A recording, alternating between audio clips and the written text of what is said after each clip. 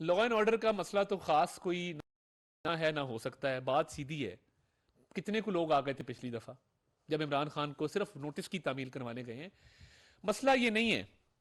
ہم اگر آج چاہیں اگلے لمحے چاہیں اللہ تعالیٰ کے فضل سے اس کو بالکل گرفتار کر سکتے ہیں, مگر اس کیس میں گرفتاری کا مقصد عدالت میں اس کو اپیئر کروانا ہے.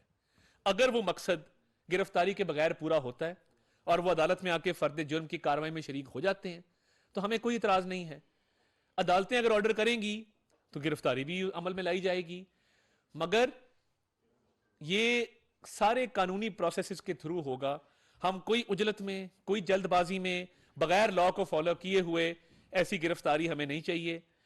چاہیں تو کر سکتے ہیں مگر ٹھوس گرفتاری ہوگی, قانون کے مطابق ہوگی, عدالتی آرڈر کے مطابق ہوگی. ایک شخص جو اتنے خوف میں ہے, وہ کئی دفعہ کہتے ہیں کہ خوف انسان سے غلطیاں کرواتا ہے, اور خان صاحب عدالتوں میں نہ آ کر روز بروز غلطیاں کر رہے ہیں. یہ ان کی فائل تیار ہے, یہ ان کے گاٹے فٹ ہوگی کہ آپ نے پروسیس کو جو ہے وہ اوائڈ کرنے کی, ڈیلے کرنے کی کوشش کی ہے. اتنی ہمت اور حوصلہ ہے تو کٹہرے میں آ کے کھڑے ہوں, اور اسلام آباد میں رہائش پذیر ہوں جہاں پہ کوٹوں میں آنے جانے میں بھی آپ کو آسانی پیش ہو.